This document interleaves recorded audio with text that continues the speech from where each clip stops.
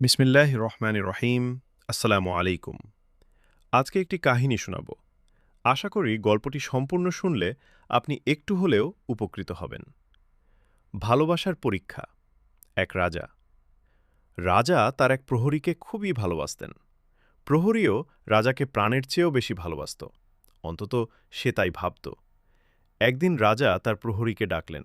তার চোখে ছিল রহস্যময় হাসি। রাজা: বলো তো, তুমি আমাকে কতটা ভালোবাসো? প্রহরী: মহারাজ, আপনার জন্য আমি সবকিছু করতে পারি। প্রয়োজনে আমার জীবনও উৎসর্গ করতে পারি। রাজা মৃদু হেসে বললেন, জীবন দিতে হবে না, তবে একটা পরীক্ষা দিতে হবে। এই পরীক্ষাই প্রমাণ করবে তুমি আমাকে সত্যিই কতটা ভালোবাসো। প্রহরী: আদেশ করুন মহারাজ, আমি সম্পূর্ণ প্রস্তুত। রাজা: ভালো, শোনো তাহলে। তোমাকে আমি একটি বিস্তীর্ণ বাগানে পাঠাব। বাগানটি নানা রকম সুস্বাদু ফলে ভরা। বাগানে দুটি দরজা, একটি দিয়ে ঢুকবে, আরেকটি দিয়ে বের হবে। তোমার হাতে থাকবে একটি পাত্র। এই পাত্রে তুমি যত ভালো মানের, যত সুন্দর ও যত বেশি ফল আমার জন্য নিয়ে আসতে পারবে, আমি ততই খুশি হব। তবে একটি শর্ত আছে। রাজা একটু থামলেন, তারপর বললেন, এক কদম সামনে এগোলে আর এক কদমও পিছনে ফিরতে পারবে না। প্রহরী দৃঢ় কণ্ঠে বলল, জি মহারাজ, আমি শর্ত মেনে চলব। রাজা পাত্রটি এগিয়ে দিয়ে বললেন, যাও, আর প্রমাণ করো তোমার ভালোবাসা। প্রহরী পাত্র হাতে বাগানের দিকে রওনা দিল। বাগানে ঢুকেই সে বিস্ময়ে থমকে গেল। চারদিকে ফলের গাছ, রসালো, টাটকা, ঝলমলে ফল ঝুলছে ডালে ডালে। সে প্রথম একটি গাছে উঠল। ফল তুলতে যাবে, ঠিক তখনই চোখে পড়ল সামনে আরেকটি গাছ। তার ফল আরও বড়, আরও সুন্দর। সে ভাবল, রাজা তো বলেছেন যত ভালো ফল আনব তত তিনি খুশি হবেন। সে প্রথম গাছটি ছেড়ে সামনে এগোল।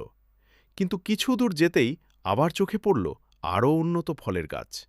সে আবার সেই দিকেই এগিয়ে গেল। এইভাবে এক গাছ, তারপর আরেক গাছ। প্রতিবারই মনে হল আর একটু সামনে গেলে আরও ভালো ফল পাওয়া যাবে। কিন্তু হঠাৎ করেই সে থমকে দাঁড়াল। সামনে আর কোনো গাছ নেই। শেষ যে গাছটি, তাতেও তেমন কোনো ফল নেই। প্রহরীর বুক কেঁপে উঠল। সে পিছনে তাকাল। ফিরে যাওয়ার কোনো উপায় নেই।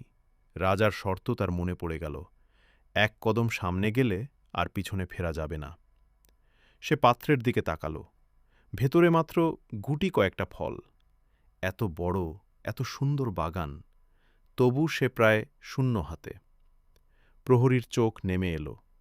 লজ্জা আর হতাশায় তার মাথা নিচু হয়ে গেল। সে নিজের মনে বলল, আমি কিভাবে রাজাকে আমার মুখ দেখাব? প্রহরী ভীষণ হতাশ। সে জানে রাজার প্রত্যাশা অনুযায়ী সে কিছুই এনে দিতে পারেনি। এত বড় ফল ভরা বাগান থেকেও তার ঝুড়িতে পড়ে আছে মাত্র গুটি কয়েকটি ফল। তার ইচ্ছে হচ্ছিল না আর রাজার সামনে যেতে। লজ্জা, অপরাধবোধ আর ভয় সব মিলিয়ে বুকটা ভারী হয়ে উঠেছিল। তবু না চাইলেও তাকে যেতে হবে, কারণ রাজা ডাক পাঠিয়েছেন। যথারীতি তাই হল। প্রহরী মাথা নিচু করে হাতে ঝুড়ি নিয়ে রাজদরবারে হাজির হল। রাজা সিংহাসনে বসে আছেন, চোখে সেই চেনা গভীর দৃষ্টি। রাজা: দেখাও তোমার সেই ফলভর্তি ঝুড়ি। যে বাগান আমি তোমাকে দিয়েছিলাম সেখানে তো কোনো অভাব ছিল না। দেখি তুমি আমার জন্য কতটা উন্নত, কতটা ফল নিয়ে আসতে পেরেছ। প্রহরী কিছু বলল না, মাথা আরও নিচু করল। লজ্জায় মুখ লাল হয়ে গেল। নীরবে সে ঝুড়িটা সামনে এগিয়ে দিল। রাজা ঝুড়ির দিকে তাকালেন। মাত্র কয়েকটি ফল। রাজা গম্ভীর কণ্ঠে বললেন, কিসের অভাব ছিল? এত ফল ভরা বাগান থাকার পরও তুমি কেন আমার জন্য পর্যাপ্ত ফল নিয়ে আসতে পারলে না? প্রহরী নির্বাক। তার ঠোঁট কাঁপছে, কিন্তু কোনো শব্দ বের হচ্ছে না। সে নিস্তব্ধ হয়ে দাঁড়িয়ে রইল। রূপকের পর্দা সরে যায়।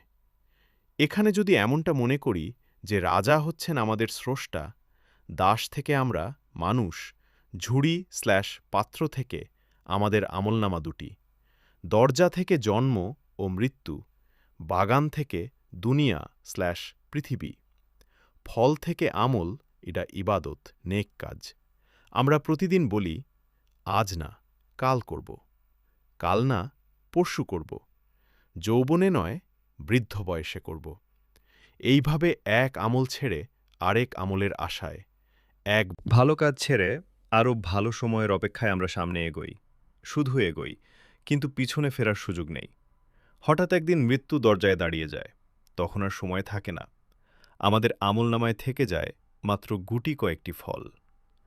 পাঠকদের জন্য প্রশ্ন, রাজার শর্ত ছিল, এক কদম সামনে দিলে আর পিছনে ফেরা যাবে না। আমার সম্মানিত ভিউয়ারদের নিকট প্রশ্ন, এই কদম বলতে কি বোঝানো হয়েছে? আমার প্রত্যাশা সবাই উত্তর দিতে পারবে, ইনশাআল্লাহ।